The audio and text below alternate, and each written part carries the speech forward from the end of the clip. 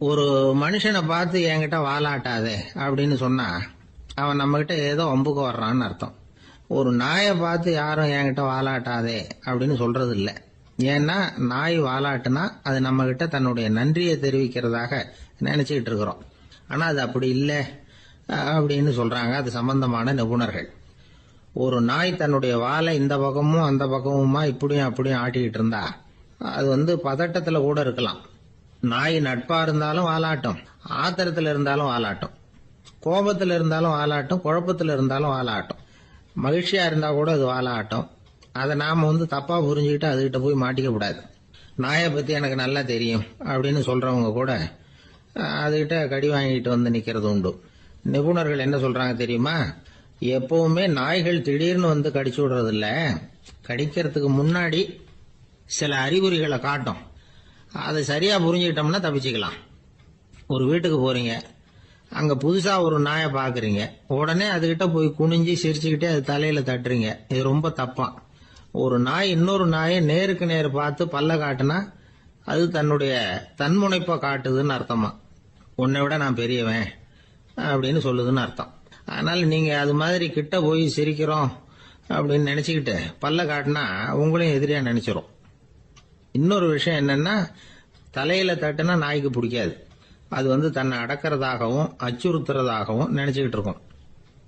சரி, அப்படின்னா புதுசா ஒரு இடத்துல அல்லது வீட்டுல நாய்க்குட்டியை பார்த்தா என்ன பண்றது? நீங்க சும்மா இருங்க, அதுவா கிட்ட வரட்டும். அதுக்கப்புறம் அதுகிட்ட கனிவா பேசுங்க. கண்ணம், மார்பு, தோல் இங்கெல்லாம் தட்டலாம், தப்பு இல்லையா? தலையில தான் தட்டப்படாதான். ஒரு நாய் உங்களை நோக்கி ஓடி வருது, நீங்களும் ஓடுனா அது துரத்த ஆரம்பிச்சிடும். அசையாம சில மாதிரி நின்றுடுங்க, அது கிட்ட வராது. அதுக்கு ஆர்வம் இல்லாம போயிடும். ஒரு தெருவில் சின்ன பிள்ளைங்க நிறைய பேர் விளையாடிக்கிட்டு இருக்கிறாங்க. அப்ப சில நாய்கள் அங்க ஓடி வருது. எல்லாரும் ஓடினாங்க.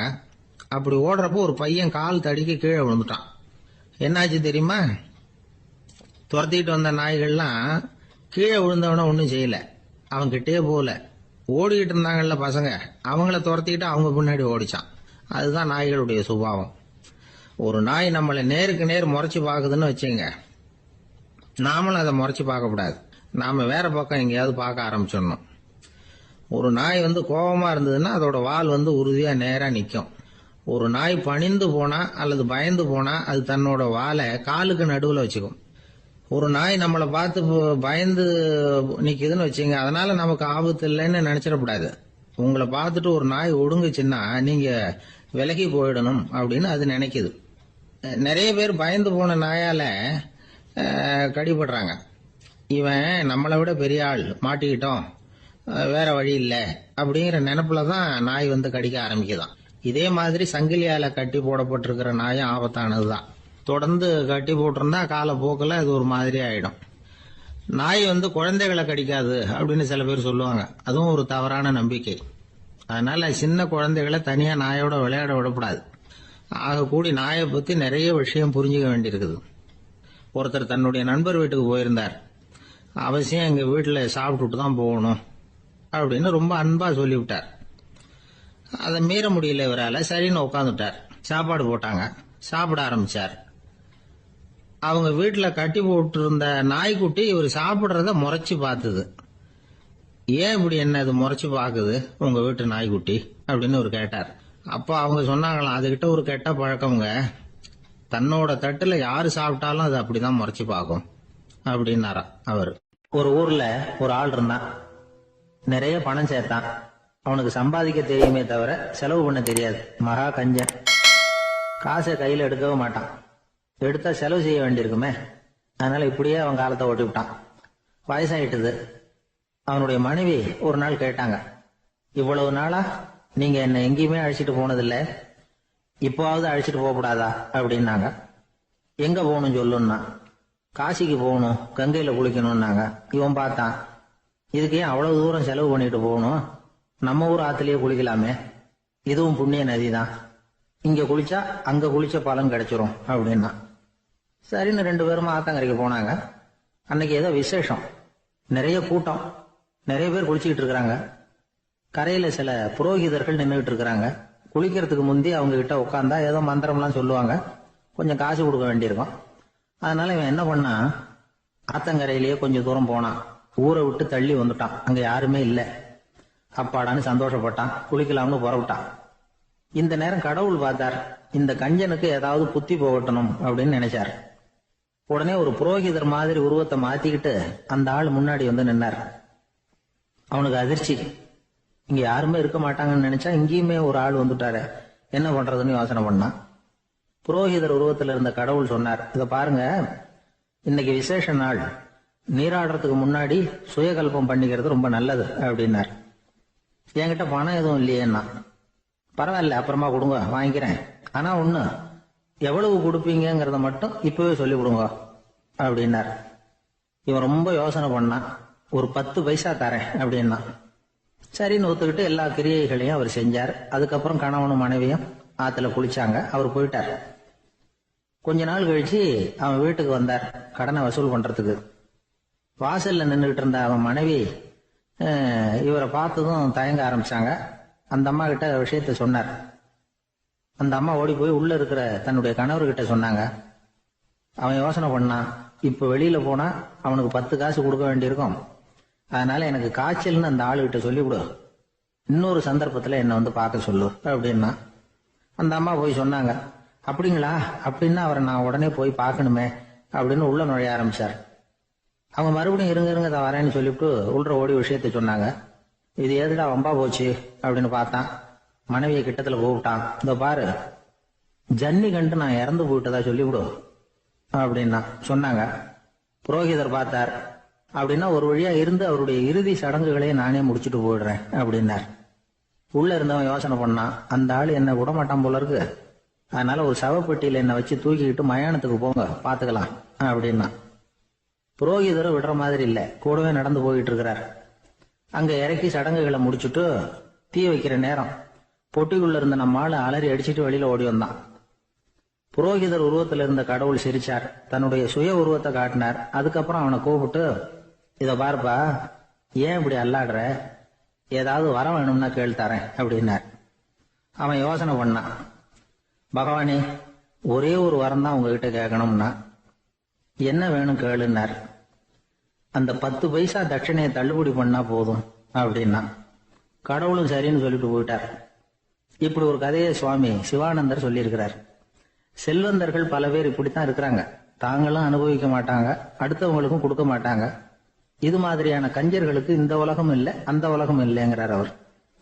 இந்த கதையில கடவுள் கடன் வசூலுக்கு வந்தது மாதிரி நம்ம ஊர் ஆள் ஒருத்தன் இன்னொருத்தர்கிட்ட 10 பைசா கடன் கொடுத்துட்டான். திருப்பி வாங்கறதுக்கு நடையா நடக்கிறான். கடைசியா கேட்டான், நீ எப்பதான் கடனை திருப்பி தரப்போற, அதை முடிவா சொல்லுன்னா. வர்ற வியாழக்கிழமை கண்டிப்பா கொடுத்துருவேன் அப்படின்னானா அவன். அன்னைக்கு நான் ஊர்ல இருக்க மாட்டேனே அப்படின்னானா இவன். அதனால என்ன, நானும் தான் அன்னைக்கு ஊர்ல இருக்க மாட்டேன் அப்படின்னா. ஒரு ஊர்ல 4 நண்பர்கள் இருந்தாங்க. 4 பேரும் சோம்பேறிகள். 4 பேருக்கும் எந்த வேலையும் செய்யறதுக்கு உடம்பு வளையறது இல்ல. இருந்தாலும் சோம்பேறித்தனத்துல ஒருத்தருக்கு ஒருத்தர் கொஞ்சம் வித்தியாசம் உண்டு. அதுக்கு தகுந்த மாதிரி அவங்களுக்கு பேர் அமைஞ்சு போச்சு. ஒருத்தன் கால் சோம்பேறி, இன்னொருத்தன் அரை சோம்பேறி, அடுத்தவன் முக்கால் சோம்பேறி, கடைசி ஆளு முழு சோம்பேறி. இவங்க 4 பேரும் நண்பர்கள். அப்புறம் எப்படி காரியம் நடக்கும்? 4 பேரும் ஒரு வீதியில அப்படியே நடந்து போய்கிட்டு இருக்கிறாங்க. நல்ல பசி. எங்கேயாவது சோறு போடுவாங்களா அப்படின்னு பாத்துக்கிட்டே வந்தாங்க. அவங்க வந்த வழியில ஒரு 1 ரூபாய் காசு கிடந்தது தரையில. அவங்க கண்ணுல அது பட்டுது. ஆனாலும் அது குனிஞ்சு எடுக்கணுமே, அதுக்கு சோம்பேறித்தனம். முழு சோம்பேறி பார்த்தான். பக்கத்துல வந்துகிட்டு இருந்த முக்கால் சோம்பேறி கிட்ட சொன்னானா, டேய் அதை கொஞ்சம் குனிஞ்சு எடுறா அப்படின்னானா. அவன் என்ன பண்ணான் தெரியுமா, அதுக்கு அடுத்தபடியா வந்த அரை சோம்பேறி கிட்ட சொன்னானா, டேய் நீ அதை கொஞ்சம் குனிஞ்சு எடுறா அப்படின்னானா.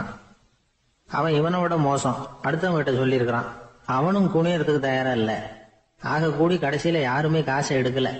என்னத்துக்கு அனாவசியமா உடம்ப வளைச்சுக்கணும் அப்படின்னு எல்லாரும் பேசாம வந்துட்டாங்க. அவங்க பாட்டுக்கு நடந்து வந்துகிட்டே இருக்கிறாங்க.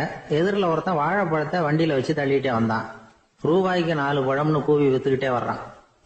இப்ப அந்த முழு சோம்பேறி சொன்னானா, டேய் வழியில கிடந்தது 1 ரூபா, அதையாவது எடுத்துக்கிட்டு வந்திருந்தா இப்ப இந்த பழத்தை வாங்கி ஆளுக்கு 1 சாப்பிடலாமே அப்படின்னானா. ஆமா சாப்பிட்டுருக்கலாமே அப்படின்னாங்களாம் மற்றவங்களும். ஆனாலும் திரும்பி போய் அதை எடுக்கணும்னு யாருக்கும் தோணலை. பேசாம சோர்ந்து போய் நடந்து வந்தாங்களாம். இருட்டி போச்சு. வழியில ஒரு கோவில். சரி இங்கேயே படுத்து தூங்குவோம் அப்படின்னா ஒருத்தன். அதுதான் சரின்னாங்க மற்றவங்களும். அப்படியே மண்டபத்தில் படுத்துட்டாங்க. கோவில் அர்ச்சகர் வேலையெல்லாம் முடிச்சு விட்டு வெளியில வந்திருக்காரு. இவங்கள பார்த்தாராம். ஏன் இப்படி சோர்ந்து போய் கிடக்குறீங்க அப்படின்னு விசாரிச்சிருக்காரு. 2 நாளாச்சுங்க நாங்க சாப்பிட்டு அப்படின்னாங்களாம். அவர் உடனே ஐயோ பாவம் அப்படின்னு சொல்லி பானை, விறகு, அரிசி, தண்ணி எல்லாம் கொடுத்து நீங்களே சமையல் பண்ணி சாப்பிட்டுக்கோங்க அப்படின்னு சொல்லிவிட்டு போயிட்டார். இந்த 4 பேருக்கும் சமையல் பண்ணி சாப்பிடணும்னு ஆசையா தான் இருந்தது. ஆனா அடுப்பு பற்ற வைக்கணுமே, அதுக்கு தீப்பெட்டி வேணுமே. தீப்பெட்டி இல்லை. இப்ப முழு சோம்பேறி ஆரம்பிச்சான். அடுத்தவனை பார்த்து, டேய் கடைக்கு போய் ஒரு தீப்பெட்டி வாங்கிட்டு வாயேன் அப்படின்னு நானான். அவன் வழக்கம் போல அடுத்தவங்க கிட்ட சொல்லியிருக்கான். அவன் அதுக்கு அடுத்தவங்க கிட்ட சொல்லியிருக்கிறான். கடைசியா கால் சோம்பேறி கிட்ட வந்து சேர்ந்தது. அவனும் அது நம்மால முடியாது அப்படின்னு பேசாம இருந்துட்டான். இப்ப தீப்பெட்டி வேணுமே, அதுக்கு என்ன பண்றது? அவங்களுக்குள்ள பேசி ஒரு முடிவுக்கு வந்தாங்களாம். அதாவது யாரு முதல்ல வாயை திறந்து பேசுறாங்களோ அவங்கதான் தீப்பெட்டி வாங்கறதுக்கு போகணும் அப்படின்னு.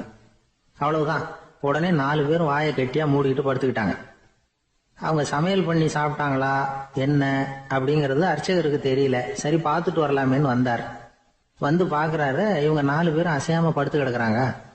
அர்ச்சகர் பயந்துட்டார். ஒருவேளை பசி தாங்காம செத்து போட்டாங்களோ அப்படிங்கிற பயம், அல்லது நாம கொடுத்த உணவுப் பொருள்ல ஏதாவது விஷம் கலந்துருக்குமோ அப்படின்னு பயந்தார். அப்படின்னா நம்ம மேல பழி வந்துருமே அப்படின்னு நினைச்சு நடுங்க ஆரம்பிச்சுட்டாரு. அப்புறம் அவரும் ஒரு முடிவுக்கு வந்தாராம். கோவிலுக்கு பக்கத்திலேயே ஒரு பெரிய குழி இருந்தது. அதுல ஒவ்வொருத்தரையா இழுத்துக்கிட்டு போய் போட்டார். கொஞ்சம் மண்ணை தள்ளினார். காலால மிதிச்சார். அவர் மிதிச்ச மிதி ஒருத்தன் அடி வயத்துல போட்டுவிட்டது. அவன் உடனே வலி தாங்காம ஐயோ அம்மான்னு அலர்னான். உடனே நடந்தது என்ன தெரியுமா? மத்த 3 பேரும் துள்ளி எழுந்திருச்சாங்களாம். அவனை பார்த்து நீ தாண்டா தீப்பெட்டி வாங்க போகணும், நீ தாண்டா வாங்க போகணும், நீ தான் சத்தம் போட்ட அப்படின்னு சொல்லி ஆரம்பிச்சுட்டாங்களாம். அர்ச்சகர் பார்த்தார். இது பேய் மாதிரி தெரியுதுன்னு நினைச்சுக்கிட்டு ஒரே ஓட்டமா ஓடி போட்டாராம். கிராமப்புறங்கள்ல இப்படி ஒரு கதையை சொல்றது உண்டு. சோம்பல்ங்கிறது நம்ம முன்னேற்றத்துக்கு பெரிய தடை அப்படிங்கறத நாம புரிஞ்சுக்கணும். அதுதான் இந்த கதை சொல்ற நீதி. ஒரு பள்ளிக்கூடத்துல ஒரு புதுமையான போட்டி நடந்துதான். அதாவது சோம்பேறித்தனத்துக்கு பரிசு. அதுல 2வது பரிசு யாருக்குன்னு அறிவிச்சாங்க. ஒரு பையன் எழுந்திருச்சு மெதுவா நடந்து போய் பரிசை வாங்கிட்டான். அடுத்தது முதல் பரிசு யாருக்கு அப்படின்னு அறிவிச்சாங்களாம். அவன் கடைசி வரிசையில இருந்து கத்தனானா, ஐயா அதையும் அந்த பையன் மூலமாவே கொடுத்து அனுப்பி வச்சிருங்க, இங்க வந்ததை நான் வாங்கிக்கிறேன் அப்படின்னா.